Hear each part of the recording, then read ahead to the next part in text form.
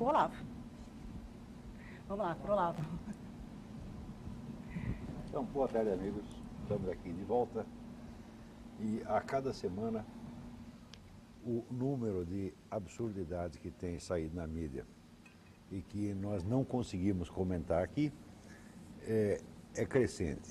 A coisa está chegando a um ponto que a mídia nacional é um mostruário de alucinações.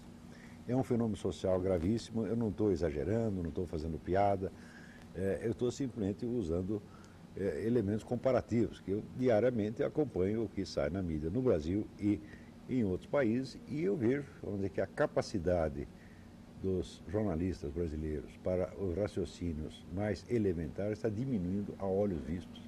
É um processo de entorpecimento da inteligência, algo que só tem um similar remoto no que aconteceu na Alemanha entre as duas guerras, no período que antecedeu, vamos dizer, a ascensão do Hitler ao poder. Pega-se os primeiros anos do nazismo. A partir de 1939 já não se observa mais isso, porque já não era mais preciso inteligência. Mas aqui no Brasil, o que acontece é saírem, por exemplo, argumentos como esse que a Folha de São Paulo apresenta no seu editorial contra as armas. Está dando para ver aí? Isso aqui. Editorial contra as armas. Isto aqui é um primor de falta de lógica, como não se deveria admitir nem mesmo numa redação escolar. E, no entanto, sai num grande jornal e todo mundo lê e ninguém percebe. Quer dizer, eu não sei se é o que é mais grave aí. Quer dizer, o sujeito que escreve não percebeu o que ele escreveu, ou as pessoas que leem também não perceberam o que estão lendo. O grande argumento aqui é que as armas... O porte, a venda de armas e o porte de armas devem ser proibidos, porque na Grande São Paulo, por exemplo, 60% dos homicídios são cometidos por pessoas sem histórico criminal e por motivos banais. Ora, o que o motivo do crime, se o motivo é banal ou relevante, tem a ver com a posse de armas ou não? E por que um crime por motivo banal, tá certo, deixaria de ser cometido se não tivesse arma de fogo? Se é por motivo banal, então por uma coisa impensada. Então você recorre a uma faca, a um porrete, ou ao seu automóvel, atropela o seu adversário, assim por dentro. Simplesmente não há relação entre uma coisa e outra. Porém, o aspecto estatístico da coisa é que é o mais aberrante. Por quê?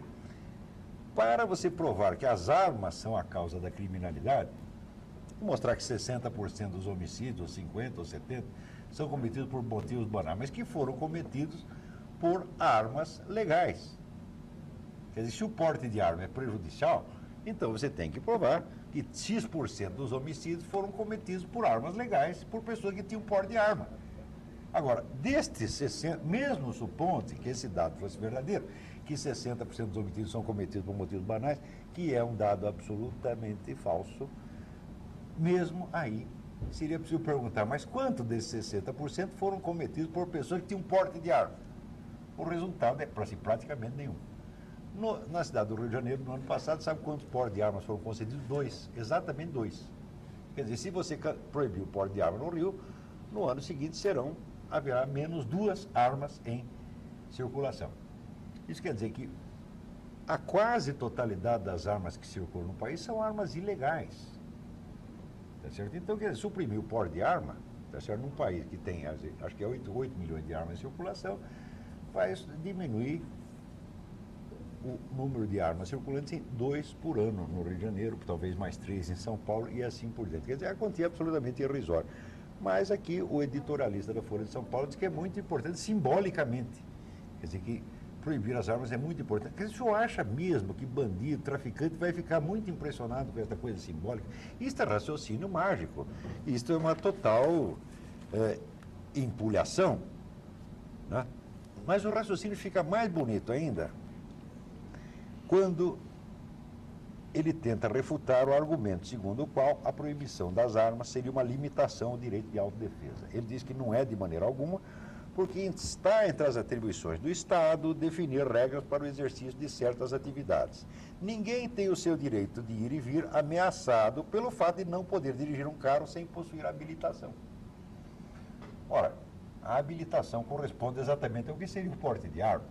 Então, este raciocínio prova que a necessidade do porte de arma não limita o direito de autodefesa, mas isso não prova de maneira alguma que a proibição da própria arma não limita esse direito. Quer dizer, isso é um raciocínio que é inaceitável numa criança de 10 anos.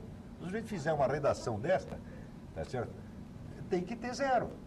Agora, isso eu estou falando apenas da lógica da argumentação, sem entrar ainda na matéria, no assunto. Entrando no assunto, eu vou fazer uma pergunta aqui ao diretor da editora da Folha de São Paulo, o Otávio Frias Filho, que é uma pessoa com quem eu me dou muito bem, que eu respeito muito, e cujo esforço para fazer um jornal melhor eu realmente aprecio, porque a Folha, anos atrás, era muito ruim, e o Frias tem transformado realmente num jornal de qualidade incomparável. Aprecio tudo isso. No entanto, a pergunta é o seguinte: proibido o porte de arma para o cidadão comum, o senhor vai tirar as armas dos guardas que fazem a segurança da Folha de São Paulo e da sua residência? O senhor vai desarmá-los também ou não? Se o senhor prometer que os desarma, eu apoio o seu editorial, mas o senhor não vai fazer isso. O senhor vai conservar o seu exército armado. E o senhor sabe perfeitamente que, a partir daí, o senhor está, quer dizer, com o veto às armas para os cidadãos comuns, o senhor está dividindo os cidadãos em duas classes. Existem as classes dos que têm dinheiro para pagar um exército e existe a classe daqueles que não podem nem comprar um revólver calibre 22 para defender a vida de seus familiares. E o senhor, naturalmente, já pertence à primeira dessas classes e sabe que vai aí oficializar a situação. Mais ainda, o senhor sabe que é isso que vai acontecer e é exatamente isso que o senhor quer que aconteça. O senhor não está enganado, tá certo? O senhor não é uma pessoa iludida, o senhor não é um bobo. Ao contrário, o senhor sabe perfeitamente que este é o resultado que esta lei vai ter e este é o resultado que o senhor quer. Este é o resultado que o senhor quer, este é o resultado que o senhor Greenhalgh quer, porque o senhor Greenhalgh era meu vizinho, tá certo? Quando eu morava em São Paulo, era meu vizinho, tinha escritório na frente da minha casa e tinha um guarda armado de metralhadora, um segurança armado de metralhadora. Tá certo? Eu sei porque era até amigo da minha família. Tá certo? O senhor vai renunciar ao seu guarda armado de metralhadora, senhor Greenhalgh? O Congresso vai renunciar aos seus guardas armados? Os empresários vão renunciar, os empresários, homens ricos, banqueiros, vão renunciar aos exércitos armados que guardam suas casas, seus jardins, seus bens? Por que os seus bens, seu Otávio, são mais valiosos e mais dignos de proteção do que a minha vida? Se o senhor mesmo, neste mesmo editorial, o senhor reconhece que o Estado não tem sido capaz, aqui, note bem, tal decisão não vai, como já se disse, impedir que traficantes e outros representantes do crime organizado consigam armamento leve ou pesado que se utilizam. Claro, porque compram no contrabando. Para isso seriam necessárias outras medidas que o poder público tem falhado em adotar. Ou seja, se o poder público reconhece que não tem a capacidade de me proteger, que direito ele tem de proibir que eu me proteja a mim mesmo? Se eu, no mesmo tempo, ele está concedendo esse direito ao senhor, aos outros donos de jornal, aos banqueiros todos, aos deputados, senadores e a todos os ricos. Que sentido tem isso? Esta é a mais odiosa e criminosa discriminação que já se fez na história da humanidade. Uns têm o direito à proteção armada, outros não. A vida de uns é sacrossanta e será defendida por todos os meios possíveis, porque eles terão a proteção do Estado. Tá certo? O senhor não vai me dizer que se a Folha de São Paulo for assaltada, a polícia não vai estar aí em 2 minutos. Mas se eu for assaltado uma vez, vai levar 1h30, 2 horas, 3 horas. Que se eu não estivesse armado naquele dia, antigamente eu tinha arma, hoje não tenho mais. Né? Eu perdi.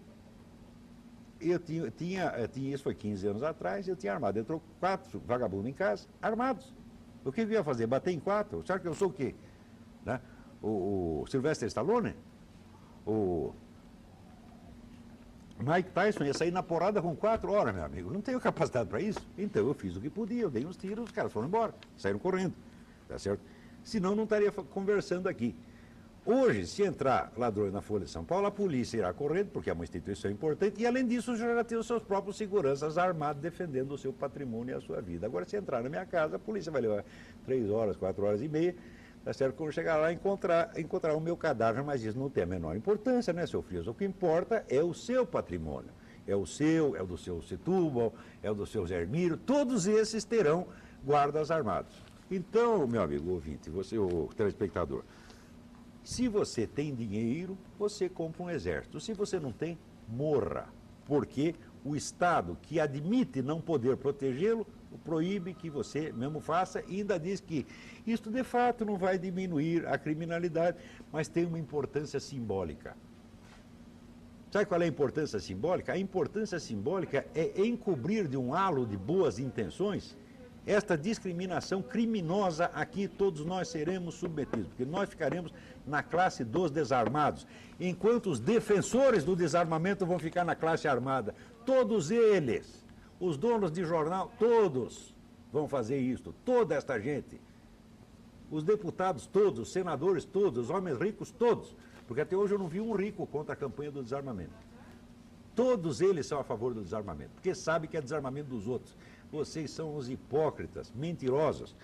A sua má intenção, no caso, chega a ser criminosa. Vocês querem, não é que vocês querem o desarmamento, vocês querem o monopólio do direito de autodefesa. Este é o monopólio para vocês. Vocês querem tirar o nosso, mas conservar o seu. Como se já não bastasse este absurdo, este jornal aqui, O senhor falou que é uma cláusula de né, que, para dizer como o velho humorista Jaguar dizia antigamente de alguns grandes jornais, este jornal impresso em cocô, traz esta manchete, comemorando os 60 anos do fim da guerra na Europa, porque depois a guerra continuou no Japão, põe esta foto de Stalin e o rotula o libertador da humanidade. Não satisfeito com esta coisa, quer dizer, o senhor de fato libertou uma boa parte da humanidade, ele libertou da vida 20 milhões de russos, né? Quer dizer, dizem que a invasão hitlerista matou 20 milhões de russos, mas nem precisava, porque Stalin já tinha matado outros 20 milhões quando Hitler entrou lá. Como se não bastasse isso, ainda tem um subtítulo maravilhoso aqui, porque é sob o comando do maior e melhor dos seus filhos, a humanidade derrotou o nazifascismo. Maior e melhor de seus filhos. Quer dizer que no entender destes animais, Stalin foi maior que Buda, Jesus Cristo, Moisés, etc, etc. É o maior e melhor dos filhos da humanidade, o maior dos filhos da... Não é para falar palavrão, tem aquela senhora, dona Janaína, né? Dona Beatriz. Dona Beatriz achou ruim. Mas a senhora sabe do que este homenzinho é filho. Né? Muito bem. Ora, exibir Stalin como alguém que nos libertou do nazismo não é totalmente falso, porque de fato a Rússia entrou na guerra, tá certo? E de fato perdeu 20 milhões de soldados combatendo o nazismo. Perdeu 20 milhões de soldados por quê? Porque a Rússia não tinha armas, então tinha deficiência de armas em face dos alemães, então usava como armas o quê? Os corpos humanos. Quer dizer, tinha lá um batalhão alemão armado até os dentes, eles mandavam milhões e milhões e milhões de soldados desarmados para morrer na frente. Né? Agora, como é que começou a guerra? Tá certo? Então, está aqui este livro, eu sugiro a leitura para aqueles que leem inglês, e quem não lê, pergunta para quem lê. Ernest Topic, isso é um clássico da ciência política. A Guerra de Stalin, Stalin's War. Ele aqui mostra, este grande cientista político, Ernest Topic, mostra como Stalin preparou a Segunda Guerra Mundial com antecedência de 15 anos. Ou seja, Stalin rearmou o exército alemão, emprestou dinheiro, prestou matérias-primas, deu ajuda técnica, tudo para fomentar o crescimento da ditadura alemã, porque ele achava que podia usá-la como ponta de lança contra as democracias ocidentais. Na cabeça de Stalin, o nazismo era um regime de malucos, era um regime de anarquistas. Então, eles são capazes de fazer uma destruição enorme, mas não são capazes de governar. Então, eles vão na frente, derrubam tudo, tá certo? Mas não vão conseguir segurar, dominar realmente a Europa. E daí entramos nós atrás e pegamos tudo. Isso ele declarou em discursos, tá certo? Já na década de 20, ele dizia isso. Então ele planejou esta ajuda ao nazismo para usá-lo como ponta de lança, tá certo? E, de fato, até um certo ponto funcionou. Por quê? Depois, com o pacto russo-alemão, o pacto Ribbentrop-Molotov, tá certo? o Hitler pegava uma parte da Europa, enquanto o Stalin ia pegando a outra. Quer dizer, já começaram a dividir a Europa ali mesmo. Sempre o Stalin tendo a esperança de que os alemães não conseguiam tomar conta das partes que ocupassem e que acabaria ficando para os soviéticos. Isto só não funcionou porque, num certo momento, Hitler deu para trás. Esse Hitler traiu o sócio. E isto pareceu a Stalin tão absurdo, quer dizer, isso contrariou tantas expectativas de Stalin, que Stalin demorou 3 dias para acreditar que os exércitos alemães tinham invadido realmente a Rússia. Ele não acreditava, dizendo, não, é mentira, isso é falsa informação, isso é desinformação plantada pelo serviço secreto inglês, não tem alemão nenhum aqui, até que a coisa ficou demasiado evidente e ele teve que perceber. Então, refeito do susto, da traição do seu sócio, tá certo? Começou, vamos dizer, a preparar a Rússia para uma reação, e a Rússia ainda levou mais de um ano para poder começar a se defender. Tão desguarnecida estava contra os alemães, que ela mesma havia armado e ajudado. Então, de quem foi a culpa da Segunda Guerra Mundial? Deste libertador da humanidade, deste maior dos filhos da... Essa aqui é a verdade. Muito bem. Hoje nós temos aqui uma convidada ilustre, que é a Graça Salgueiro. A Graça Salgueiro é uma psicóloga, amiga nossa, que mora no Recife e que, por uma circunstância até casual, se tornou a maior estudiosa que tem no Brasil a respeito de problemas cubanos. Tudo que você quer saber de Cuba pode perguntar para a Graça. Isso começou por causa daquele episódio daquela menina Anabel. Ela vai contar isso direitinho. A menina Anabel ficou retida em Cuba. Por um acaso, tá certo? A Graça acabou desencadeando uma campanha nacional em favor da libertação da menina, mas acabou até sendo libertada. Vamos contar essa história já. Depois disso, isso despertou o interesse dela por assuntos cubanos, acabou se informando muito, mantendo contato com tudo quanto é organização de cubano no exílio, de campanha de proteção a preso político, etc., e juntou uma quantidade de informações absurda, do qual ela acabou descarregando uma parte num site chamado Nota Latina, que ela ainda mantém. O Nota Latina depois se associou ao Mídia Sem Máscara, então era um pouco no Nota Latina, um pouco no Mídia Sem Máscara, tem divulgado uma parte do que ela sabe a respeito. São milhares e milhares e milhares de notícias de importância vital que são totalmente sonegadas pela grande mídia, até pela Folha de São Paulo, que tem feito algum esforcinho de tocar em assuntos cubanos.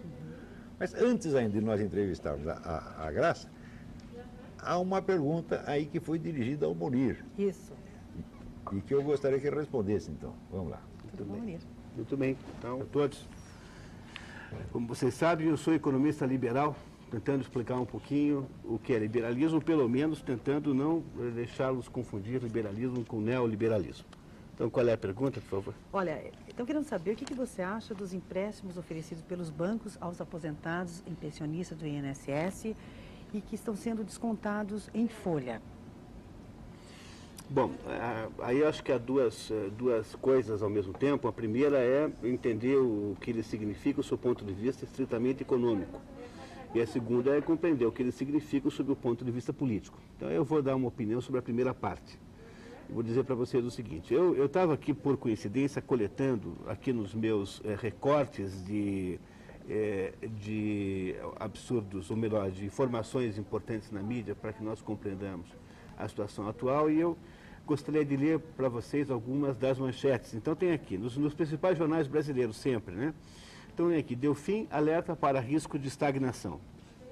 Inadimplência é recorde em março. Inadimplência volta a subir em março, diz Serasa. Estudo contraria Lula e prevê crescimento menor do PIB. Estudo do próprio IPEA, que é uma organização do governo federal. Confiança do consumidor cai em abril pelo 3º mês seguido. IBGE aponta desaceleração da indústria. Crescimento de importações perde fôlego em abril. PIB sobe 5,2% em 2004, mas já perde fôlego. E, por último, tem aqui um artigo muito inteligente do Luiz Nassif, que é um grande economista, talvez o melhor comentarista econômico por escrito do Brasil, que diz em outras palavras, o seguinte, diz assim, o respiro do consumo está terminando com o esgotamento do nível de endividamento das famílias.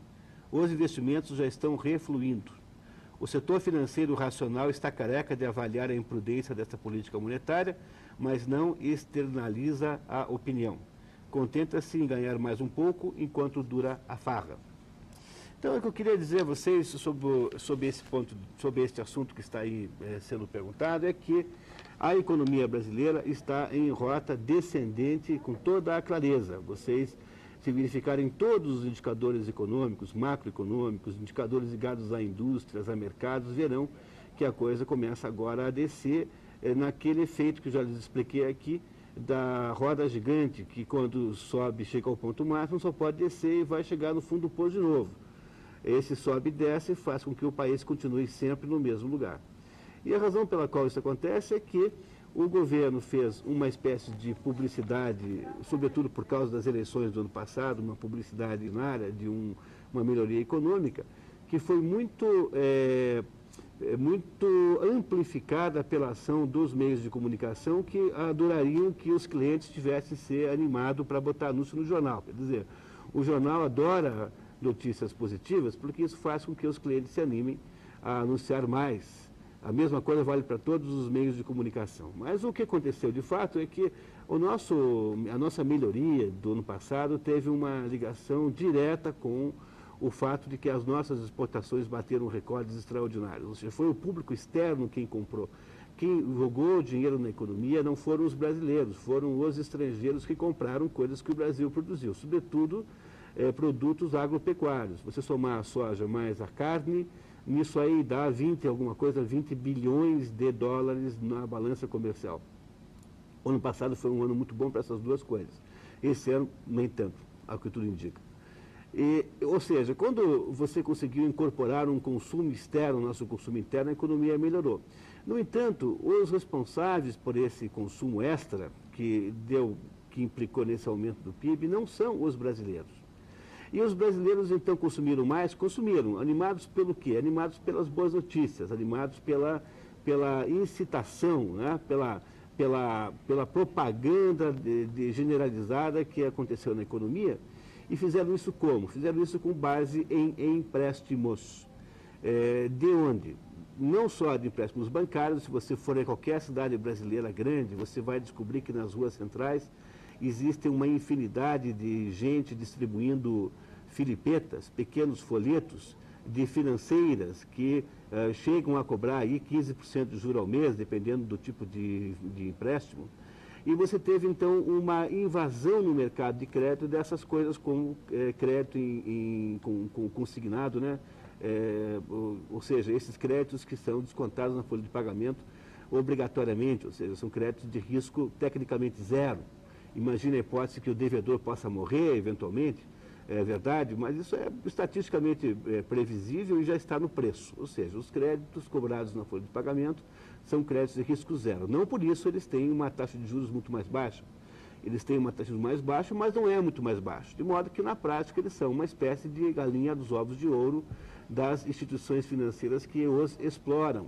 Porque eles não têm risco nenhum na prática, e eles, então, mesmo custando um pouquinho menos do que custam os créditos ditos do mercado financeiro normal, eles trazem uma margem de lucro extraordinária. Então, o que aconteceu no Brasil é que o governo, para poder fazer de conta que o Brasil havia se tornado, então, um país riquíssimo, um país crescendo, as taxas incríveis de que vai enriquecer, o governo criou não só uma publicidade para incentivar as pessoas a gastar o seu dinheiro, a gastar a sua poupança e assumir crédito, como também criou esta modalidade de crédito garantido pela cobrança na folha de pagamento, que atinge os funcionários públicos em geral, em princípio, e, em segundo lugar, os funcionários das empresas privadas, porque muitas delas já estão fazendo convênios com instituições financeiras, e maciçamente agora os aposentados.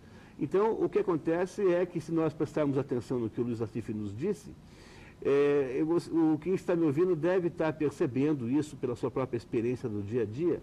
A pessoa física está à beira da explosão financeira. A capacidade de endividamento chegou ao máximo. Então é muito provável que, se a economia realmente continuar descendo com a velocidade com que está, e se esta descida significar um aumento do desemprego, nós vamos ter uma séria crise de crédito no Brasil, com interrupção abrupta dos financiamentos bancários e da redução mais profunda ainda dessa tendência à estagnação da economia. Então, eu diria que, do ponto de vista exclusivamente econômico, esses créditos em folha de pagamento são o principal insumo, o principal combustível do aumento do consumo da pessoa física no Brasil. Ora, não preciso nem ele dizer isso, basta você olhar para você mesmo. Você não recebeu aumento, ou se recebeu foi um aumento simbólico, e as pessoas não conseguiram se reempregar em massa. Houve algum reemprego, é verdade, mas não houve um reemprego em massa. Continua aí uma quantidade de gente absolutamente sem renda, ou vivendo de favores, ou de biscates, ou de pequenos expedientes, que não foi incorporada à economia. Portanto, temos aqui, na verdade, uma parte de um estratagema de parecer que as coisas vão melhor do que vão.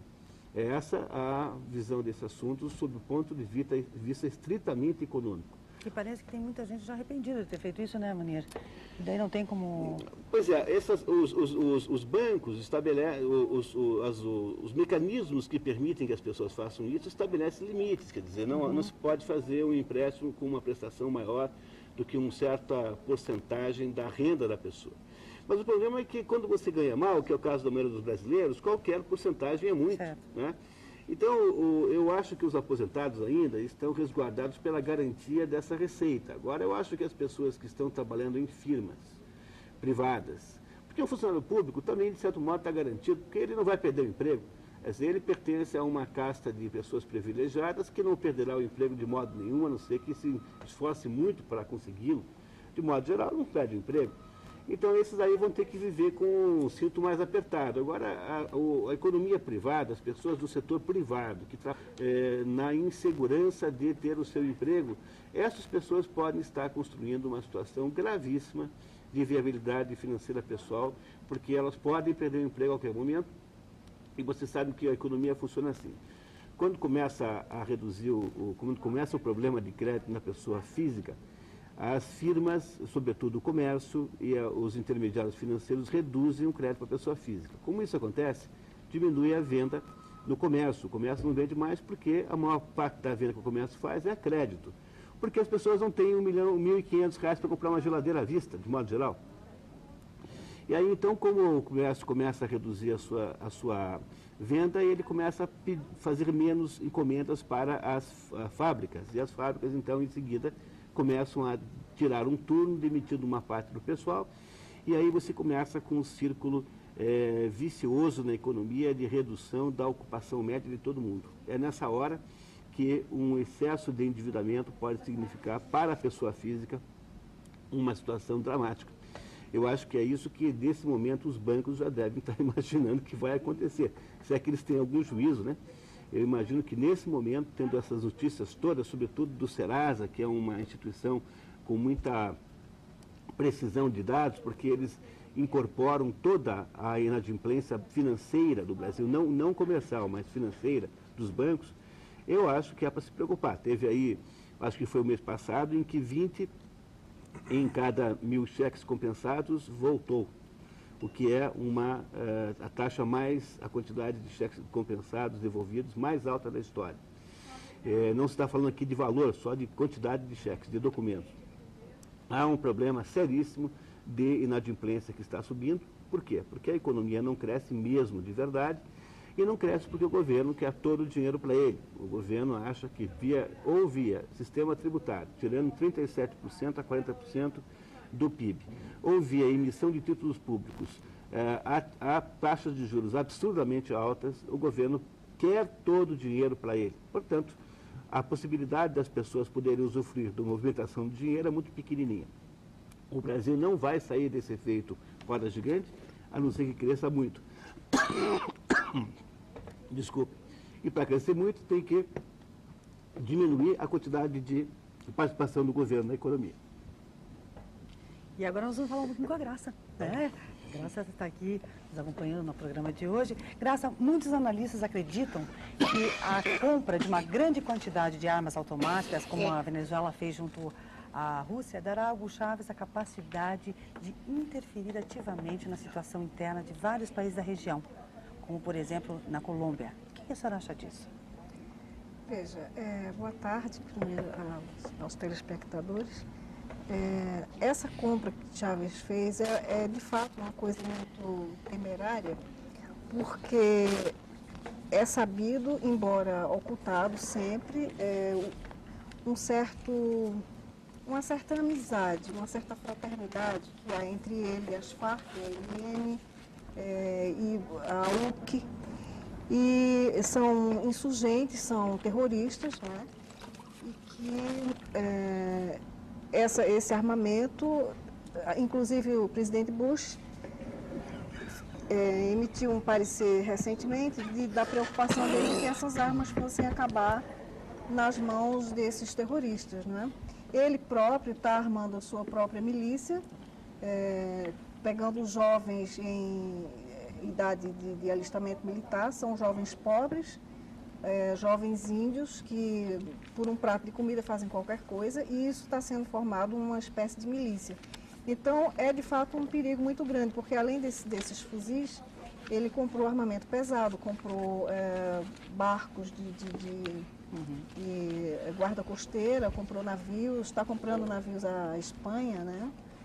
E isso está criando uma espécie de milícia muito perigosa, não é? Para toda a América Latina, aqui em volta de nós, inclusive Brasil. Então é um risco, é um perigo muito grande, que essas armas não vão parar. Ele não está encaminhando essas armas para as Forças Armadas de lá, e sim estão sendo encaminhadas para terroristas, pessoas que não têm a intenção de guardar, de proteger a segurança nem da Venezuela, nem de nenhum país vizinho. Não é? Mas, Graça, conta um pouco aí para o telespectador como foi a sua entrada nesse assunto, aquele episódio todo da Anabel. Tá bem. Bom, a história da Anabel foi o seguinte: um dia eu recebi na minha caixa de mensagens um e-mail que vinha com uma notícia, um pedido de ajuda de um pai cubano, o Dr. Miguel Soneira, um médico, que tinha vindo na missão que eles fazem entre Cuba e vários países, não é? Tinha vindo para cá para o Brasil, estava lá em Pernambuco. E posteriormente ele trouxe a esposa e aqui tiveram uma filhinha, mas ele resolveu desertar. Então, por conta dessa deserção, o Fidel Castro reteve a filha mais velha dele, Anabel, que na época tinha 12 anos, e não deixou que ela saísse, que era uma forma de pressionar o retorno deles a Cuba, né? Porque esse pessoal que vem em missão, médicos, professores e desportistas, pelo menos em tese, na verdade eles são, quase todos, são agentes que vêm para esses países da América Latina para a desenvolção. E o caso do Miguel Soneira, como outros médicos, outros profissionais fazem, ele ingressou no Partido Comunista porque era a forma mais prática dele sair de Cuba legalmente, né? E aqui então ele pediria asilo ou desertava.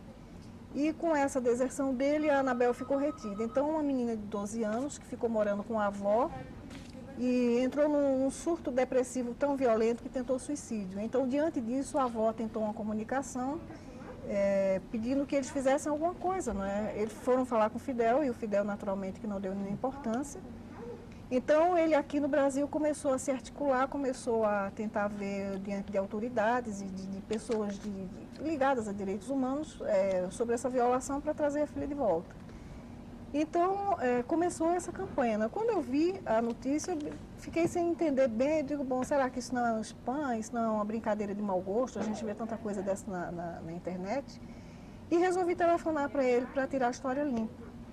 E telefonei, falei, ele pessoalmente atendeu o telefone e quando eu perguntei, pedi a confirmação, ele me confirmou e chorando, literalmente chorando do outro lado, ele me pedia, pelo amor de Deus, ajude a salvar minha filha. Então eu fiquei tocada com aquilo, falei, olha, eu não tenho poder de coisa nenhuma, eu não tenho influência em mídia, eu não tenho, enfim, eu não tenho nenhuma forma de ajudar concretamente, mas eu vou fazer o que eu puder. Tenha fé em Deus, vamos rezar e vamos tocar a coisa para frente. E então, a partir disso, daí o texto vinha em espanhol, eu traduzi, reencaminhei a tradução para a organização que tinha me encaminhado e divulguei pela rede, falei com o Olavo A situação é essa que a gente pode fazer, não é? E, de repente, criou-se uma mobilização muito grande, foi uma campanha forte, uma campanha pesada. Acabou indo parar no Congresso o negócio. Acabou indo parar no Congresso. Naquela ocasião, o Severino Cavalcante, que era deputado, ele é deputado lá por Pernambuco, ele tomou, e católico também, não é? Ele se condoeu com aquela situação, falou, então as pressões começaram a ser tão fortes que o Fidel Castro concedeu que a mãe da Anabel, a Letícia, ela fosse a Cuba ver a filha. E lá, ela já munida assim, de força, não é? Por conta de todo o apoio que vinha recebendo aqui no Brasil, ela desafiou ele mesmo, gritou e disse que chamou ele de assassino e coisas assim, e queria a libertação da filha dela. Foi muito maltratada, naturalmente, mas aí ele não pôde mais fazer nada com ela, porque ela já tinha se tornado uma cidadã brasileira e tinha uma filha brasileira. Eles tiveram o cuidado de fazer uma filha no Brasil e registrar brasileira, não é? Porque isso dava mais garantias a eles.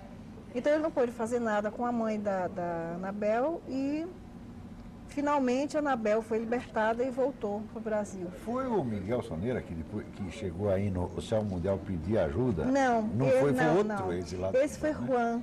Esse foi Juan, é um físico que mora em Campinas. Esse é outro caso. É. Você vê que em Cuba isso é comum. Você retém, o governo retém, se ele não gosta do sujeito, retém o filho, toma o seu filho. Né? Eu lembro que o sujeito foi lá no Fórum Social Mundial e foi pedir socorro para o Danny Glover, o ator, o qual é muito amigo do Fidel Castro. Ele soube que o Danny Glover é amigo do Fidel Castro, foi lá pedir. Né? Danny Glover, por favor, você interfira lá com seu amigo. Tá? O Danny Glover ficou bravo e quis bater no homem. Porque você vai, com aquela ingenuidade, foi pedir ajuda para o Danny Glover. E este safado, né? Agrediu Juan, que é pior. Juan é um cubano médio, é um sujeito magrinho de 1,60 m e pouco. E o Danny Glover tem, sei lá, 2,5 m. E o Danny Glover é um armário, não é? Além de todo o tamanho dele, todo o volume, tem a estupidez, a ignorância, enfim, a brutalidade, não é? Ele agrediu o Juan, mas aí a imprensa do Rio Grande do Sul, o jornal Zero Hora, deu uma boa cobertura a isso. Mas, infelizmente, o Juan não conseguiu o intento dele, que era trazer era ir não visitar. conseguiu até hoje? Não. Terminou desistindo. O filho dele nasceu lá em Cuba, ele não conheceu, ele queria conhecer, era só isso, ele só queria conhecer o filho e não teve direito. Agora que eu vou estar lá nos Estados Unidos, eu vou escrever para o Danny Glover. O senhor lembra daquele cara? Pois aquele homem que o senhor não quis ajudar, tá certo? De fato não conseguiu o que queria. Não conhecer o filho. Vamos lançar uma onda anti-Danny Glover lá, né? Para ver se ele aprende, toma vergonha na cara. Pois é, nós temos alguns assuntos ainda para tratar aqui com a Graça, e ela que faz todo esse estudo e esse trabalho e conhecimento que ela tem, perguntando para ela se vários países sul-americanos passaram a ser administrados por políticos socialistas e pró-comunistas nos últimos anos. Brasil, Argentina, Venezuela, Uruguai, e todos têm em comum apoiar ativamente o regime de Fidel Castro e estabelecer uma série de parcerias com o governo cubano. Isso é um reflexo do Fórum de São Paulo? Sem dúvida alguma. Sem dúvida alguma. Porque, inclusive, muitas dessas eleições ganhas foram frutos do Foro de São Paulo.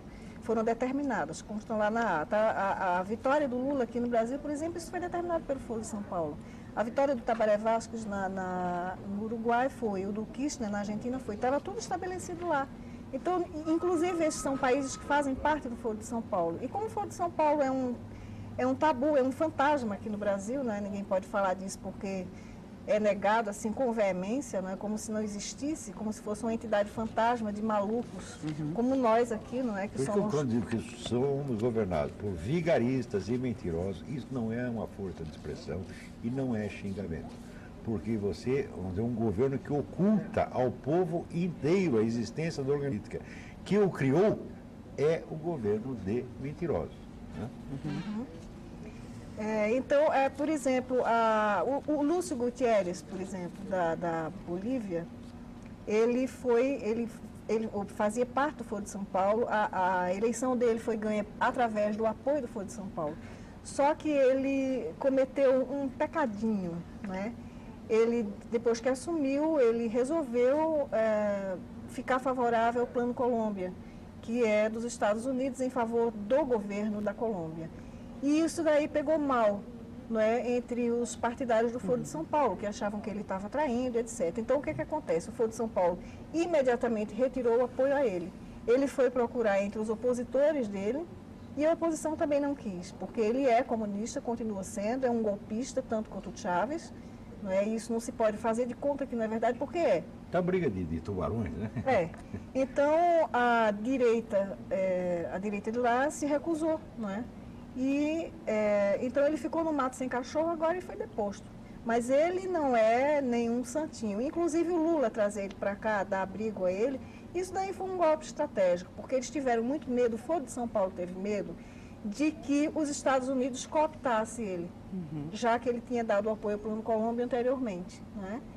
E, bom, e o Evo Morales continua lá fazendo todo o movimento dele para depor, aliás, eu confundi, o Lúcio Gutierrez do Equador e o Evo Morales na Bolívia fica pressionando desde que o Carlos Mesa ganhou a eleição, que é de direita, que ele pressiona através de rebeliões, através de passeatas, de manifestações, e chegou a um ponto de pressão tão forte que ele pediu renúncia, mas o próprio Congresso e a própria população não aceitou.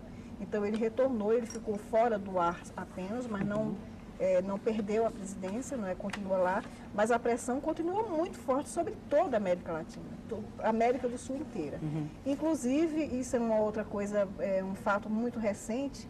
Houve um encontro, um congresso lá na Argentina, há coisa de, acho que não tem nem um mês ainda, em que houve uma palestra com o Heinz Dietrich, que é um alemão, que é o mentor espiritual, aliás, é o guru de Chávez, e ele apresentou um mapa de como seria essa nova república, da União das Repúblicas Socialistas da América do Sul. É o Frei Beto da Venezuela. Não, ele não é o Frei Beto porque ele não é religioso, o Frei Beto é outro. O Frei Beto é o Jesus, tem uma ousadia de ter o nome de Jesus. Jesus Casa, é outro. Mas ele não é... O Heinz, não, é o guru intelectual. Guru intelectual, tá certo. E ele apresenta uma bandeira onde tem a América do Sul, assim, inteira vermelha, que são justamente os países que já são comunistas, já pertencem ao Foro de São Paulo, já fazem parte dessa nova república, né, dessa nova América Latina, né? Agora, eu pergunto para você, quem sabe disso? Às vezes as pessoas confundem as coisas, porque elas acham o seguinte: o país só é comunista quando estatizou toda a economia e já não há mais atividade capitalista. Se você for para escrita, nunca existiu país comunista em parte alguma, porque na União Soviética, onde a estatização dos meios de produção foi muito, muito rápida, ela só começou 10 anos depois da tomada total do poder e da extinção física de todos os adversários. Então, esses países já são comunistas, quer dizer, já são comunistas na política, a estrutura política é comunista.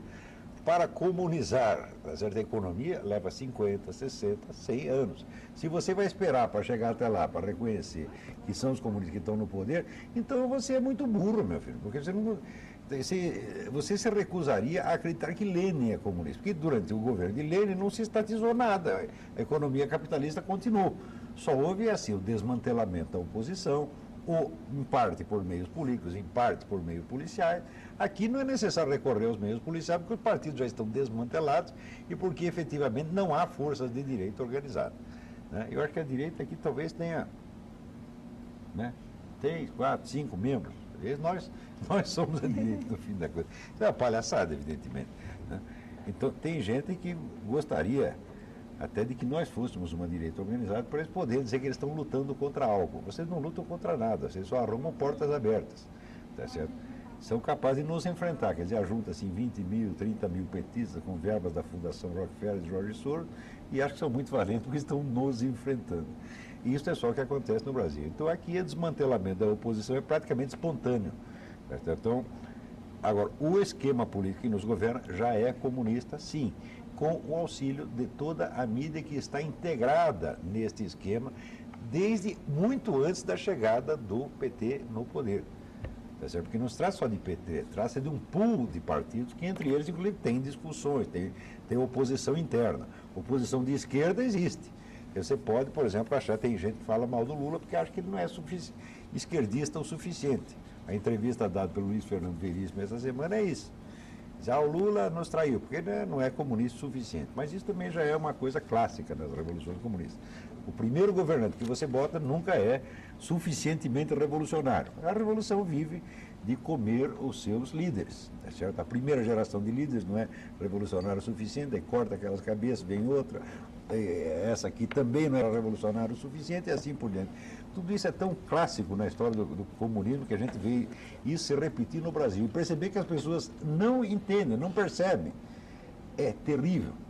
Porque quando uma coisa é óbvia demais e as pessoas ainda ficam hesitando e não percebem, dizem, será? É um negócio da síndrome do piu-piu, né? Então, é ser consternador, quer dizer, eles estão... tornar o Brasil comunista é mais fácil do que tirar doce da boca de uma criança. E o Alexandre do Centro para a Graça ou para o Olavo, ele pergunta se vocês têm conhecimento da saída do livro em português de Humberto Fontoura. Acho que é Fontoura? Fontova. Fontova, que chama-se Fidel, o tirano favorito de Hollywood. Acho que não saiu por português? Não. Esse Essas livro coisas tá não mó traduzem bafafá para o nos Estados Brasil, Unidos. absolutamente. Incrível Essas alguém coisas saber disso não no Brasil. chega, Parabéns. não Alexandre chega. do Centro. Alexandre? Alexandre. Parabéns, Alexandre. Você, Mas ele disse que- tirando ele nós, disse que você é o único brasileiro que sabe que esse livro existe. Nos Estados Unidos não se fala Pois de é. outra coisa. Eu estou querendo esse livro, mas ainda não sei Olha, nem aonde Alexandre. comprar. Então, Alexandre disse que você tem conhecimento da saída do livro em português, então será Não, que ele não saiu ainda? Não, que eu tenha vai sair. conhecimento, não. Eu tomei conhecimento do lançamento desse livro, tem um mês e pouco, lançado lá em Miami. Mas aqui eu ainda não vi. Agora, Graça, a Deise da Miranda Madaré, ela pergunta se existe um perigo relativo para a América Latina e o Brasil, porque o presidente Lula mantém relação aparentemente cordial com o presidente Hugo Chávez. Porque o Lula é o perigo.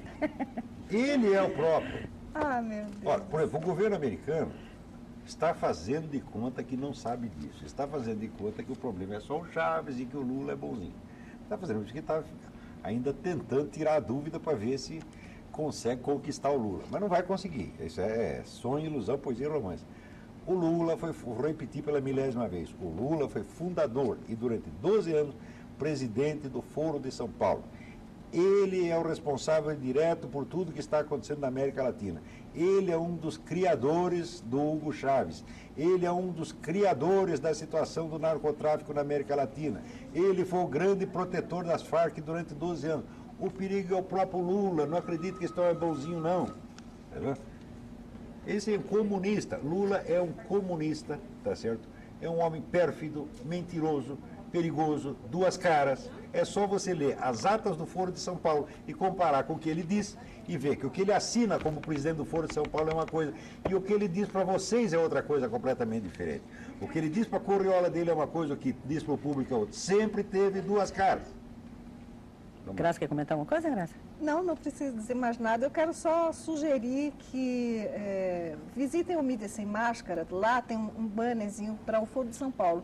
Lá tem todas as atas e é possível as pessoas confirmarem aquilo que a gente afirma. Porque quando a gente fala essas coisas, muitas pessoas já me disseram, isso é a sua percepção, você é exagerada, você é catastrófica, coisas assim. Digo, bom, não sou eu que estou dizendo, está lá, foram eles que disseram, assinaram, escreveram e decidiram. E esse Foro de São Paulo, eu faço questão de bater sempre nisso. Não é, como eles dizem, o PT já está admitindo que existe o Foro de São Paulo, mas para eles é assim, uma agremiação de partidos, de pessoas preocupadas com a América Latina que se encontram anualmente para discutir. Não é isso. Não é isso absolutamente. É só ler as atas. É você só tem ler que as ler atas isso. e ver, porque As atas um têm grupo de resoluções, partidos de esquerda que se reúnem, junto com os piores grupos terroristas do mundo. Terrorista e narcotraficante. E narcotraficantes e sequestrador, sequestradores. Quer dizer, esses grupos se reúnem, ficam 3 dias reunidos, estudando, debatendo, deliberando. No final, fazem um ato onde todos assinam concordando as estratégias para o próximo ano. Então, isso não é uma organização poderosa? Claro que é. Claro que E é. por quem é que paga essas reuniões? Todo ano. Centenas de pessoas. Né? É onde que eles se reúnem? Na rua? Não, certamente estão muito bem acomodados. Né? Isso é muito bem estruturado. E não tem que apresentar Absolutamente. contas, ninguém sabe quem pagou. Por exemplo, a gente dizer que essa coisa da Veja, que a Farc deu dinheiro para o Lula, para a candidatura, muito antes disso ter acontecido ou não acontecido, a Farc já estava subsidiando essa reunião do Foro de São Paulo. Com certeza. Isso é uma coisa óbvia. A não ser quem foi que será que pagou isso? Foi o PSB, que não tem 3 militantes? Está entendendo? Ora, não é possível. Então quem subsidiou evidentemente, a organização rica. A organização rica e as Farc. são a organização militar mais rica da América Latina. O orçamento das Farc é maior do que todos os orçamentos militares da América Latina. Então, quer dizer, é muito dinheiro que pode financiar o terrorismo, o narcotráfico, os sequestros, as mortes. Por que existe jornal? Para que existe jornal? Para que existe noticiário de televisão se é para esconder tudo isso?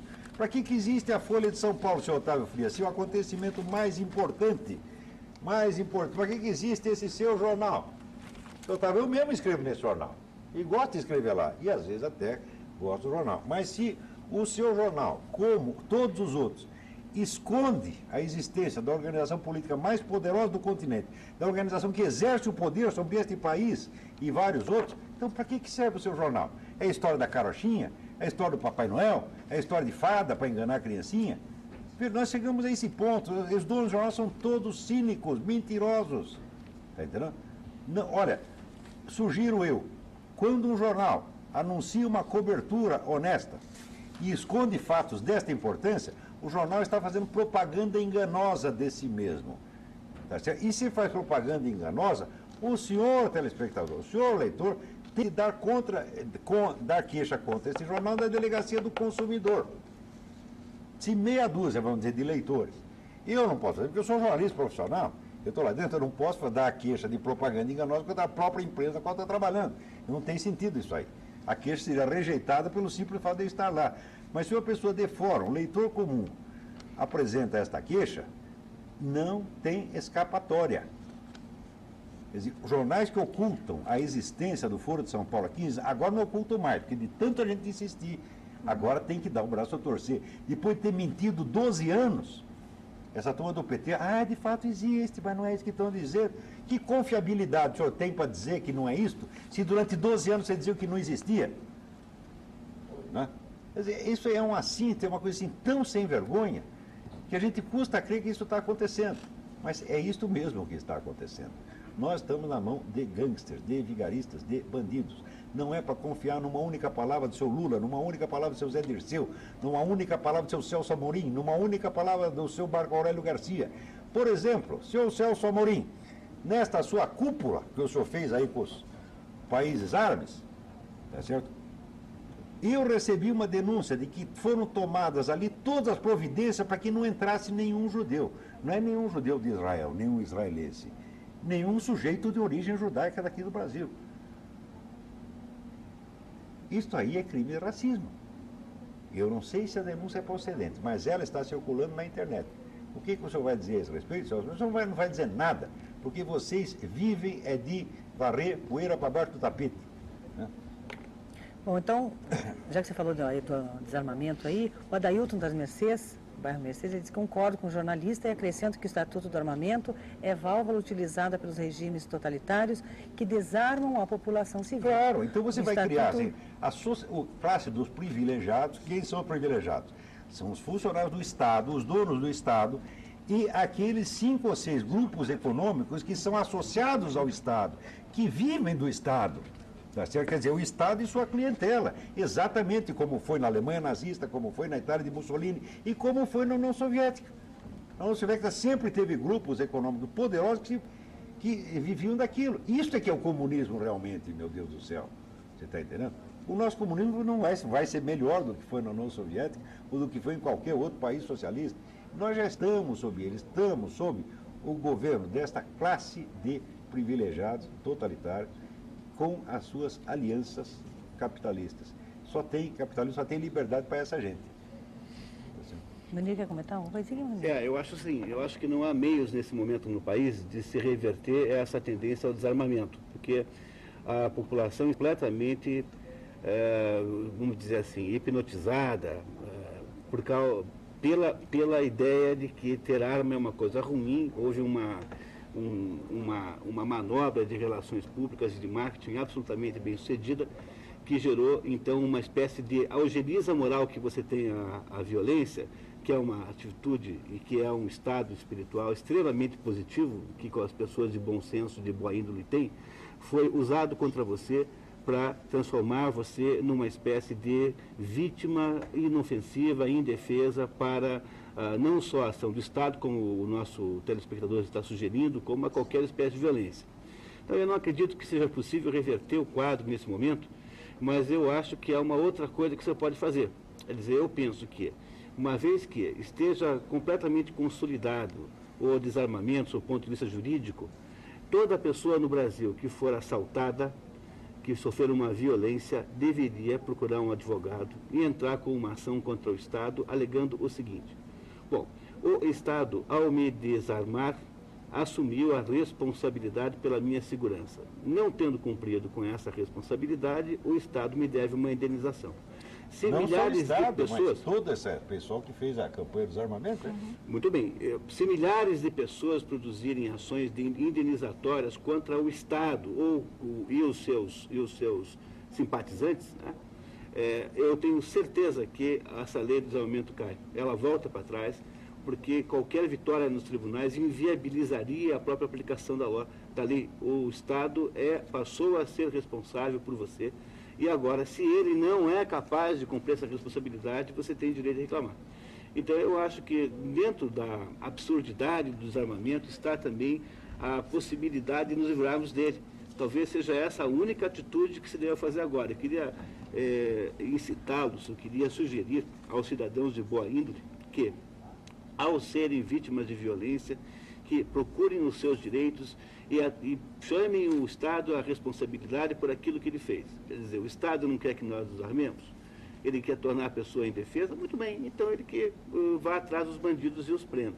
Se ele não faz isso, então, meu velho, vamos à justiça pedir uma reparação. Acho que essa é a única atitude decente que se podia fazer de agora em diante. Uhum. E continuando, então, a participação do Adailton aqui, né? Que ele disse que, desculpe, o Estatuto veio contradizer o que já está no Código Penal, porque ninguém pode portar arma sem estar com porte de arma. E a direção mata mais no Brasil do que a arma. Os acidentes com crianças provenientes de uso de armas são bem inferiores aos acidentes de trânsito. A arma branca sempre matou mais que armas de fogo. O que querem nos tirar é o direito da defesa do nosso país e família. Isso é do Adailton. E a Neri Marques, lá do Boqueirão, diz que se a lei do desarmamento está sendo respaldada em poucos acidentes domésticos com armas de fogo, sugiro que sejam fechadas as praias do litoral paranaense. Pois de novembro até hoje tivemos mais ou menos 200 afogamentos, que também foram acidentes, tá? Então, para você... Então, incrimine-se o mar. Mas é acidente, né? E o Fábio Olavo do Água Verde admira muito o seu trabalho, sempre lê os seus artigos e deseja por você uma boa viagem. Muito obrigado. Continuando aqui... falando de viagem, eu tenho que avisar aqui o espectador, este será o último programa do qual que eu farei aqui ao vivo e a cores. Né? Você fará a cores, mas não ao vivo mais. Ao cores, mas não ao vivo, eu terei que, estando no exterior, onde eu estou indo como correspondente do Diário do Comércio de São Paulo, e também serei correspondente deste programa, obviamente, tá certo? Só que todos os meus comentários terão que ser mandados em gravação. E, naturalmente, as perguntas terão que ficar para a semana seguinte. Né? Então, eu vou responder todas as perguntas com uma semana de atraso. Mas o Monir estará aqui e responderá na hora, de maneira que não pense que acabou. Né? Não pense que agora vai ser a escola Horizonte e Franca. Nós estamos aí presentes, vamos continuar fiscalizando esse negócio e tentando responder na medida do possível. Claro que as perguntas são sempre em número maior do que nós podemos abarcar, porque o florescimento de absurdidade por esse Brasil é tão grande, né, que nem nós temos a capacidade, nem o Mídia Sem Máscara tem, a Nota Latina somada, todos nós somados não conseguimos dar conta do que tem acontecido, porque os produtores de absurdidades têm muito dinheiro. São todos donos de jornais, todos donos de canais de televisão, para que só fazem isso. Não cumprem o seu dever jornalístico elementar. Então, sobra para esta minoria. É um pequeno espaço, né? Olha, o Raimundo do Rebouças pergunta para a Graça como a senhora interpreta o atentado contra a Petrobras na Bolívia. Atentado contra a Petrobras na Bolívia. Ontem. Eu não vi. Ontem nem fiquei sabendo Não disso. tomei conhecimento. Então, ficamos sabendo agora, Raimundo. Me desculpe, eu não tenho condição de responder porque eu não vi. Puxa vida, vamos ver se semana que vem nós informamos então nós vamos falar. semana que vem faremos uma análise disso aí, Com sem certeza. dúvida. Alguma coisa sai no Mídia Sem Máscara ou no Nota Latina que vai ser reativado semana que vem. E o João Alfredo do Portão, Olavo, o senhor acha que a ingenuidade das pessoas em geral, dos intelectuais de hoje, a ingenuidade existente no pré-comunismo e nazismo, o senhor pode comentar sobre o livro que o senhor está escrevendo atualmente? Não, eu vou dizer, não há ingenuidade nenhuma, o que há é esperteza. Quer dizer, todo este pessoal... Por exemplo, agora tem muita gente que está brabinho com o governo Lula, né, por um motivo ou por outro, mas que 2 meses atrás estavam assinando manifesto em favor de Hugo Chávez. Quer dizer, eles estão reclamando do Lula, o defeito do Lula ainda não é o Hugo Chávez. Né? Então esse pessoal sabe que com a ascensão desse regime comunista, eles vão ter poder. É isso que eles querem. Eles fazem parte, né, do aparato partidário, eles fazem parte da máquina de dominação. Toda esta intelectualidade ativista, tá certo? Que tem todo o espaço na mídia, tá certo? Que ocupa todos os cargos na universidade, todos os cargos na instituição cultural, esta gente faz parte do esquema de poder. Quanto mais a esquerda sobe no Brasil, mais esta gente está bem de vida. E então eles sabem exatamente o que estão fazendo, não é que eles são ingênuos. E quando eles dizem, não, o comunismo não existe mais, isso aí é teoria da conspiração, eles estão se fazendo de morto para assaltar o coveiro. Isto é uma empulhação, não é ingenuidade, não. Por exemplo, esta semana houve um acontecimento fundamental. O presidente Bush, num discurso feito em Riga, Látvia, ele disse que nós americanos, nós agora não somos mais trouxas, nós não vamos mais fazer o que fizemos em Yalta, no famoso acordo de Yalta. Roosevelt praticamente concedeu metade da Europa para Stalin, onde Stalin depois passou 40 anos fazendo um morticínio, fazendo um genocídio permanente. Tá certo? Eu acho que o presidente Bush não quis dizer a verdade sobre o seu antecessor, Roosevelt. Roosevelt nunca foi ingênuo, Roosevelt sabia o que estava fazendo. Tá certo? Roosevelt era pró-comunista mesmo. Roosevelt era um empregadinho de Stalin, sim, ele sempre trabalhou para isto, ele sabia o que estava fazendo. Roosevelt é um criminoso tão grande quanto Stalin, ele ajudou Stalin a matar essa gente toda, ele entregou a Europa na mão de Stalin, quando ele tinha todas as condições. Quer dizer, o exército russo estava em frangalhos, ele não conseguia segurar mais nada, né? E tudo o que naquela época alguns generais como MacArthur e Patton disseram, aconteceu. Disse, olha, isso aí vai ser pior do que foi durante a guerra. Ora, outro dia, veja, só de cristãos, eu dei aqui estatística no programa passado, só de cristãos nesses regimes morreram 13 milhões de pessoas depois disso, sem contar outras vítimas. Tá certo? Quer dizer, o morticínio na China foi posterior à Segunda Guerra. A Segunda Guerra matou 40 milhões de pessoas entre todos os países. O governo chinês matou 60 milhões de pessoas só dentro da China. Quem ajudou a fazer isso? Foi o seu Roosevelt. Agora, o Bush, evidentemente, ele não pode cuspir na cara do seu antecessor, então ele diz que foi ingenuidade do Roosevelt ceder perante aqueles comunistas. Foi ingenuidade coisíssima nenhuma. Se eu fosse presidente dos Estados Unidos, também ia ter que disfarçar um pouco. Agora, de qualquer modo, é auspicioso que o Bush tenha percebido que não é para fazer mais isso, quer dizer, não é para dar moleza para esse genocida, como o Roosevelt deu. Agora, o Roosevelt não fez isso por ingenuidade, assim como essa intelectualidade nossa, intelectualidade ativista, não está sendo ingênua ao negar que existe Foro de São Paulo, essas coisas. E está sendo muito esperta, como o Roosevelt foi. Olha, o senhor Papa Negro Ronaldo saúda a jornalista Graça Salgueiro sua visita ao Paraná. Muito obrigada. Tá? E o Cláudio, da Vila Mariana, Munir, ele pergunta como que ele faz para encontrar o seu livro, qual a editora do Brasil que deu certo, lá de São Paulo. Então, olha, o livro a que você está se referindo chama-se O Brasil que Deu Certo, a saga da soja brasileira, escrito por Gilberto Zancopé e por mim. O livro acaba de estar pronto, será distribuído nos próximos 15 dias e você encontrará certamente em São Paulo em muitas livrarias. Agora, se estiver demorando, porque essas coisas às vezes elas emperram um pouquinho, você pode entrar em contato com a editora Tríade no seguinte endereço eletrônico: www.triadeeditora, tudo junto.com.br. Vou repetir: www.triadeeditora, tudo junto.com.br. Há um mecanismo de compra online, você consegue fazer isso diretamente. Muito obrigado pelo interesse. E o Marcelo do Boqueirão, ele pede para comentar sobre como vocês acham que vai estar a política em 2020, já que hoje não está boa e meu pai, há 30 anos, dizia que naquela época também não estava bem. Isso é uma coisa incrível no Brasil, como tudo piora. Uma vez eu fiz uma pesquisa entre os meus alunos, perguntando no que vocês trabalham, qual é a sua condição social, sua classe social, e como era do seu avô, bisavô, etc. Então, e geralmente era assim, meu bisavô era conde, né? Meu avô era advogado, meu pai é funcionário público, eu sou desempregado. Só tinha uma, no meio de 100 alunos, só tinha uma que tinha subido na vida, que era uma filha de um boiadeiro que tinha conseguido virar enfermeira. O resto, todo mundo estava indo para o buraco. Eu também tinha subido, porque a minha avó era lavadeira, meu avô era caçador, eu já era jornalista. Né? Então, é só nós dois tínhamos subido na vida, os outros todos tinham caído.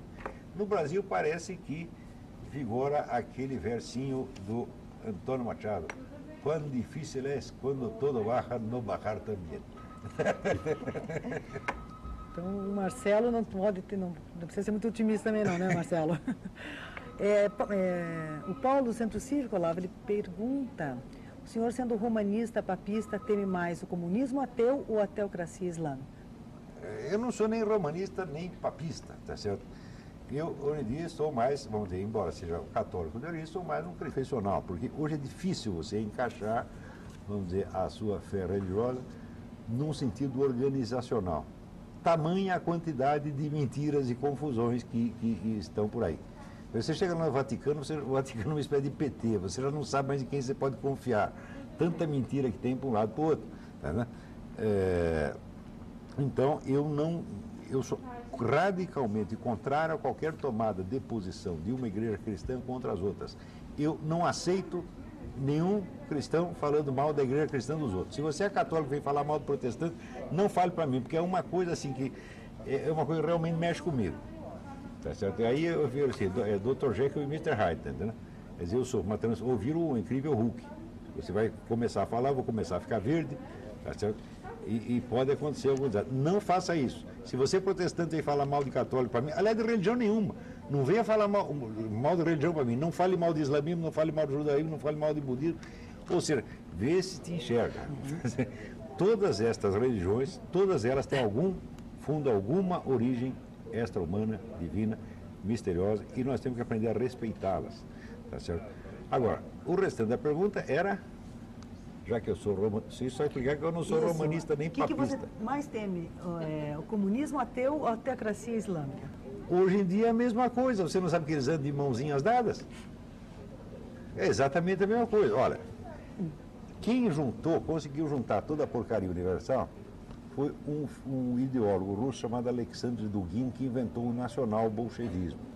Se vocês não leram Alexandre Dugin, você não entende o que está acontecendo no mundo. Porque o nacional-bolchevismo é a ideologia dominante hoje, que junta comunismo, fascismo, fundamentalismo, radicalismo islâmico, antissemitismo, anticapitalismo.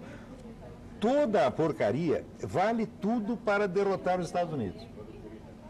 E é isso que funciona. Então o problema é falar especificamente do comunismo. Bom, o comunismo se livra do comunismo, vem o radicalismo islâmico atrás. Esta é uma espécie de... que nem aquele negócio que tinha no Agente 86. É a caos. O Alexandre, você lê o Alexandre Dugin, você fala, olha, a ficção virou realidade, a piada virou realidade. Esse nacional-bolchevismo é a caos. É tudo o que não presta contra o único regime que presta no mundo. Porque esta que é a verdade. A democracia capitalista é o único regime suportável que já criaram. E é exatamente isso que querem destruir. Não é isso? Agora, todas as pessoas que querem destruí-lo, quando chega na hora de escolher, você prefere morar em Cuba ou nos Estados Unidos? Vai todo mundo morar nos Estados Unidos. Isso significa que o sujeito tem uma visão. A visão teórica que ele tem é o contrário da visão real que ele tem na vida. Então ele quer para os outros exatamente o contrário do que ele quer para você mesmo. Para mim, Miami, São Francisco. Para você, né? Havana, Pequim, etc, etc. As pessoas são todas malucas, pô.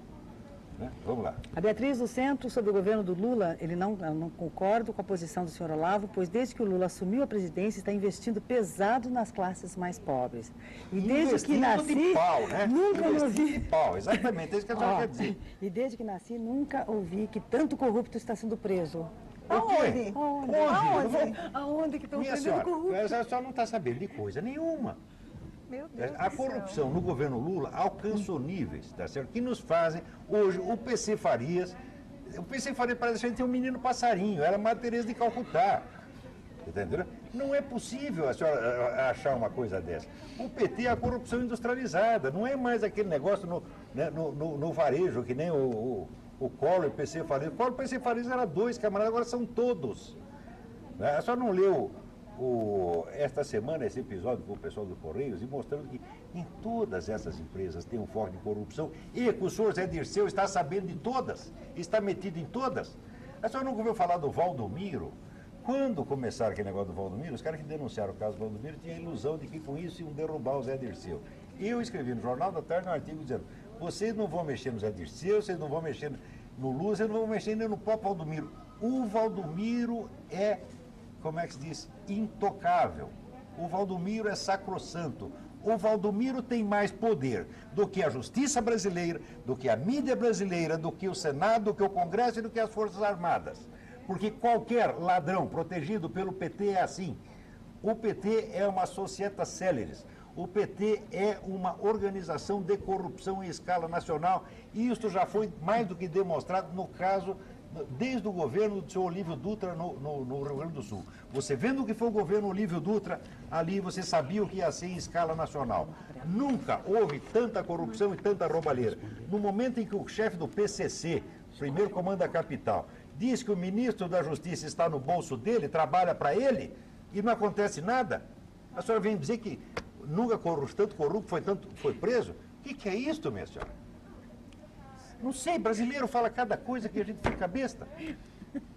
Nós vamos continuar aqui. O Gerson Maciel do Boqueirão. Primeiro, gostaria de deixar meu protesto pelo pouco tempo de programa, porque esse programa é muito bom. Obrigada, Gerson.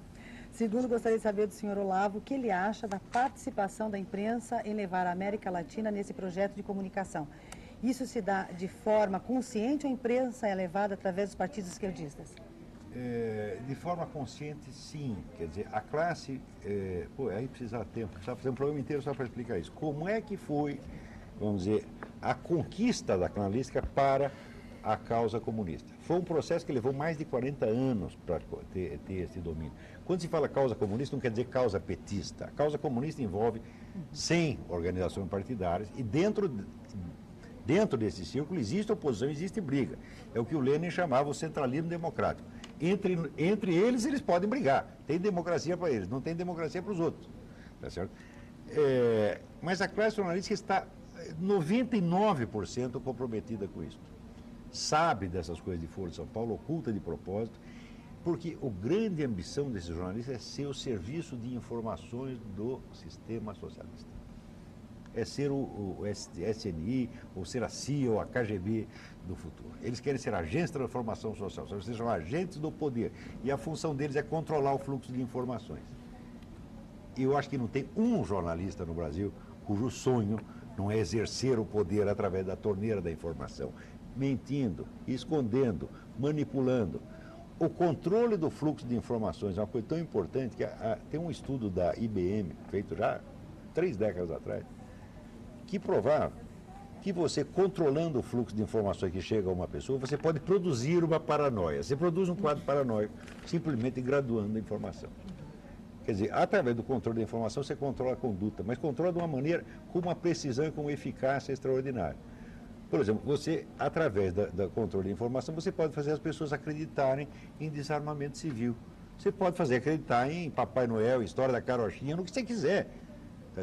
Quer dizer, o povo não tem outra fonte de informação a não ser a mídia popular. O povo não lê estudo especializado, o povo não lê documentos originais, não lê fontes primárias, como o historiador. Então, ele tem que se guiar pelo que ele vê na mídia. Ora, a mídia no Brasil é constituída de 5 ou 6 canais e meia dúzia de jornais. É facílimo controlar isso. Não é como nos Estados Unidos, que tem milhões de jornais, cada um dizendo uma coisa diferente, e que ninguém controla aquilo. Aqui é facílimo de controlar. E está sendo controlado já faz tempo. Bom, aproveitando um pouquinho mais a presença da Graça no nosso programa. Vamos desperdiçar. Vamos aproveitar. Graça, exatamente qual é a realidade dos dissidentes cubanos atualmente? Há dissidentes encarcerados pelo regime do Fidel Castro? Alguns deles estão envolvidos em ações terroristas? Veja, a situação dos dissidentes é, como sempre, muito grave. Desde há 46 anos, com essa ditadura, uma pessoa pode ser presa e pegar uma pena de 15, 20 anos ou mais, simplesmente por portar uma declaração dos direitos do homem. Né? Outros podem ser fuzilados por bobagem, porque não é admissível, é crime grave, a pessoa ser contra as regras do regime. Né? Se indispor com Fidel Castro é o mesmo assinar a própria atestado de sentença de morte. Agora, dentro da própria ilha, há dissidentes dentro da própria ilha e dissidentes fora, em outros países. A dissidência interna, ultimamente, tem sofrido muita pressão, inclusive em março, abril de 2002, houve o que se chamou de a Primavera Negra de Cuba, que foi quando foram presos 81 cubanos, entre jornalistas independentes, escritores, economistas, bibliotecários, pelo simples fato de ter uma biblioteca, né, que não é permitido. E, dentre esses, a prisão dessas pessoas foi feita de uma forma... A posse da biblioteca privada é crime. É crime, é crime. Então, muitas dessas prisões foram feitas através de agentes infiltrados dentro das organizações de dissidentes. Por exemplo, a economista Marta Beatriz Roque, que é uma grande mulher, ela tinha, a secretária particular dela era uma agente. Então, sabia de tudo, absolutamente tudo que ela pensava, que ela planejava, que ela falava, com quem se comunicava, quais eram os propósitos dela. Então, ela sabia tudo.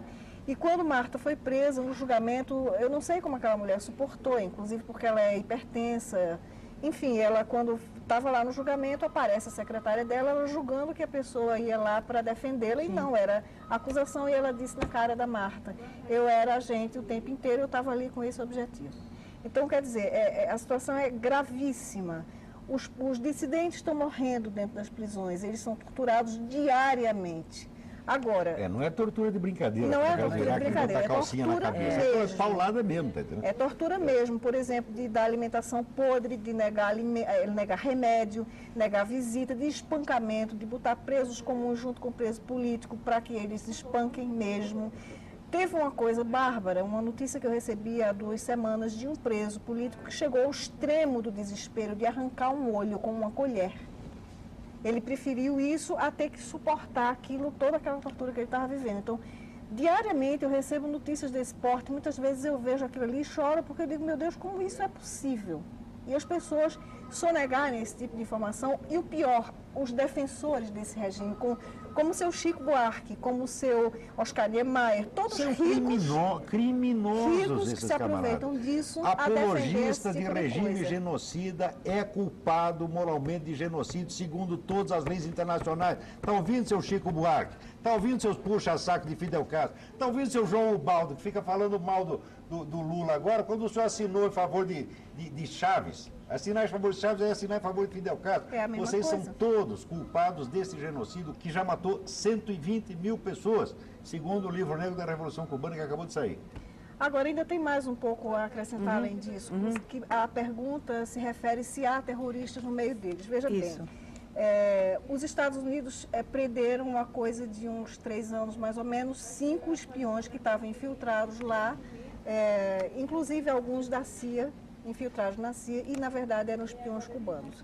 Prendeu legalmente, fez um julgamento, eles estão presos, cumprindo uma condenação legal.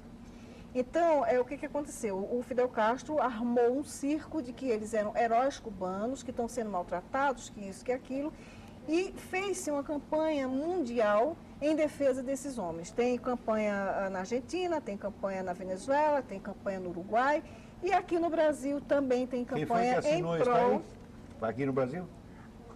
Eu soube, essa notícia é recentíssima. Sexta-feira, agora, anteontem, sexta-feira 13, a Assembleia Legislativa do Rio Grande do Sul assinou um manifesto, uma moção em favor desses terroristas que estão presos lá nos Estados Ora, Unidos. esses que foram presos nos Estados Unidos tiveram direito a advogado, tiveram toda a ampla defesa, tiveram cobertura total da imprensa, da mídia, inclusive comunista, e todo mundo se mobiliza para defender os camaradas. Agora, aqueles que estão sofrendo tortura e mutilação, tá certo? Sem nenhum direito à defesa, dentro de Cuba, esse não tem nenhum Chico Buarque, nenhum Zuenir Ventura, nenhum Luiz Fernando Veríssimo, nenhum João Ubaldo, nenhum Jabor que vai defender essa gente. Onde é que nós estamos? Nós estamos perdendo totalmente o senso moral, nós estamos virando monstros. Quer dizer, a sua afeição por esses regimes é tanta que você não pode enxergar a realidade. Não é capaz de fazer uma comparação. Não tem coração, você não tem alma, você não tem consciência. Até onde vai isto? Né? Agora, a verdade é a seguinte, sem apoio de organização comunista, a carreira de Chico Buarque teria ido para o brejo há muito tempo. É verdade. E dessas outras pessoas também. Então, é sim um simples caso de corrupção. Vamos lá. Vamos continuar então. Então, como é que a senhora classificaria a atuação dos dissidentes cubanos no exterior? Figuras como Carlos Montaner, Armando Valladares, por exemplo, eles exercem alguma influência junto à opinião pública internacional sobre a situação em Cuba? Veja, são duas situações, são duas pessoas com conceitos e com estruturas completamente diferentes. O Carlos Alberto Montaner é um economista, escritor, e que vive na Espanha, aliás. Ele tem um site, ele é liberal, tem um site, pertence a um partido liberal, e ele é um ex-preso político, mas que teve uma passagem muito curta pela prisão. Através de certos mecanismos não muito bem explicados até hoje, ele conseguiu ser deportado pelo próprio Fidel e conseguiu refazer a vida dele. É uma pessoa louvável, ele tem bons propósitos, eu não posso absolutamente... A família dele tem amizade com o Fidel, com a família do Fidel. Eu não... Deve ter amolecido para ele. Deve ter tido alguma coisa, entendeu? Eu não condeno, assim, 100% o Carlos Alberto Montaner, não. Mas, enquanto que o Armando Valladares, ele foi preso porque, veja só, a prisão dele, em que circunstâncias se deu? Ele era funcionário do Estado, ele pertencia ao partido e tudo mais. Isso foi bem no princípio da ascensão, da tomada do poder, né, da ditadura. E começaram a distribuir nos birôs, era para ser colocado no birô de cada funcionário público um adesivo dizendo que era a favor da Revolução. E ele, como um cristão fervoroso, ele não admitiu aquilo porque ele disse: eu não sou comunista, não apoio o comunismo, eu não quero isso no meu birô. Foi o bastante para ele ser preso por uma condenação de 22 anos. Foi preso só por isso, nada, absolutamente. A queixa era essa, o crime era esse. Foi recordista de prisão política no mundo, 22 anos na cana. 22 anos de torturas tão inimagináveis que chegou ao ponto de ele ficar paraplégico por conta de falta de desnutrição. Ele não se alimentava suficientemente e adequadamente a ponto de ficar paralítico das pernas por desnutrição. Então, ele cumpriu a pena dele e tudo mais, recuperou-se através de tratamentos e foi embora para os Estados Unidos. Então, ele é um dissidente, ele é uma das pessoas mais notáveis que eu conheço. E lá ele escreve muito esporadicamente, ele escreve para um jornal e às vezes encaminha artigos aqui para o Brasil, que eu sou a tradutora exclusiva dele. É isso que o Chico Buarque gosta. É isso que o Niemeyer gosta. Eles gostam disto. Vocês não têm moral, vocês não têm alma, gente. Nós estamos lidando com monstros, com pessoas que não têm a mínima consciência moral. Haja bonito o regime que faz isso. Apoia, aprova, inclusive assina. Como poucos meses depois da Primavera Negra de Cuba, houve o fuzilamento de 3 jovens que cometeram o grande crime de desviar uma barca que fazia turismo interno e tentar encaminhar para os Estados Unidos, só que eles não conseguiram êxito porque o combustível era pouco, porque ela era só de circulação interna. Foram presos e com um julgamento sumaríssimo de 1 hora para os 3, sem direito a advogado, sem nada, eles foram condenados à morte por fuzilamento como terroristas. No entanto, esses daí, os terroristas das Farc, terroristas do ELN, do Hamas, do Hezbollah, de tudo isso que o seu Fidel Castro congrega no Foro de São Paulo e que seu Lula apoia, não é, assina dando apoio e confraterniza com essas pessoas, não são consideradas. São insurgentes, são rebeldes, não é? Resistência, são movimentos sociais, não é? Como o MST, que é um bando de criminosos, um bando de vândalos, de marginais, não é? Que é o próximo exército, a milícia que está sendo criada aqui, junto com as milícias bolivarianas do seu Chávez. Esse povo que é terrorista, que é criminoso, que faz esse tipo de coisa, não. Essas pessoas idolatram, não. São movimentos sociais, são pessoas que estão reivindicando alguma coisa que elas têm um direito legítimo, enquanto que essas pessoas que cometem o crime apenas porque não concordam com aquele tipo de pensamento, merecem mais e morrer mesmo.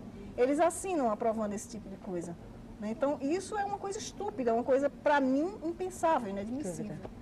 Entendeu? E aqui no Brasil as pessoas não se dão conta disso, não querem saber. E quando eu falo, ainda dizem que eu estou delirando. Não é? Que eu estou delirando, que isso não é verdade. Enfim, eu mostro lá, eu ponho os sites, eu ponho os links provando tudo isso. Quem quiser ver, vá lá. Está lá, é prova, eu tenho prova, eu não invento coisa. Prova não significa mais nada. Aqui vale mais a opinião do seu Chico Buarque, tá certo? Do que toneladas de documentos. Quer dizer, o Chico Buarque disse, na macacada toda acredita. Agora, se você mostra documento, não quer dizer nada. Então, um país assim é um país suicida. Vocês querem morrer? Vocês vão morrer. Vocês querem o comunismo? Vocês vão ter. Tá certo? Nós já avisamos até onde podíamos. Nós não podemos fazer milagre. Não somos políticos, não somos líderes de coisa nenhuma. Tá certo? Não vejo nem a menor... tem pretensão Nem tem política. pretensão de ser. Tá certo? O que dá para a gente fazer, já fizemos, já avisamos. Missão cumprida. Tá? Não fizemos ainda, né? José Albino de Araucária para o Olavo, guardo dias, horas e minutos para ouvi-lo. Muito Ele obrigado. pediu para você comentar sobre a expressão ópio do povo, mas antes que você comente alguma coisa, que já estamos chegando ao final do programa, o João Batista do Novo Mundo parabeniza o programa, o Olavo de Carvalho pela coragem no que é dito, suas ideias devem ser multiplicadas entre o povo. E, como toda semana, né, Olavo, um monte de pergunta que não foi respondida. É muito simples. Vocês querem tirar limpo esses negócios? Então, desafiamos estas pessoas a debater publicamente comigo. Não? Vamos ver. Camarada como Chico Buarque, como Luiz Fernando Veríssimo, vamos ver quantos manifestos já assinou em favor desses genocidas. Agora, o senhor vai me mostrar um manifesto em favor de um genocida que eu tenha assinado na minha vida. Mostre isso. Porque, por exemplo, às vezes eu até defendo o regime militar, mas defendo depois que ele acabou. Defendo historicamente. Na época eu estava contra. Tá certo? Quer dizer, eu nunca disse uma palavra em favor de nenhuma dessas porcarias, exceto durante o período dos 18 aos 20 anos que eu fiquei no Partido Comunista, porque acreditava em vocês. Né? Agora, vocês todos, vocês carregam a responsabilidade moral de ter legitimado o governo genocidas. Tá certo? Agora, quando o soldado americano põe uma calcinha na cabeça do iraquiano, os dos direitos humanos, que coisa horrível. Vocês são palhaços ou querem nos fazer de palhaços? Não, é pior, chama de tortura, né? Aqui Chama foi de tortura isso. Quer dizer, cortar o braço do sujeito é tortura, botar a calcinha na cabeça dele também é tortura. Então... Não existe mais nenhum referencial. Não tem mais né? referencial. Né? Nada é melhor e nada é pior. Tudo é igual, tá certo? Então, muito bem. Se tudo é igual, tanto faz ser o maior filho da humanidade ou o maior filho da... Já deu tudo na mesma. E dito isto, nós nos despedimos até a semana que vem. Talvez a semana que vem eu ainda não tenha mandado meu primeiro comentário do exterior, mas na segunda semana, se Deus quiser. Até logo, obrigado.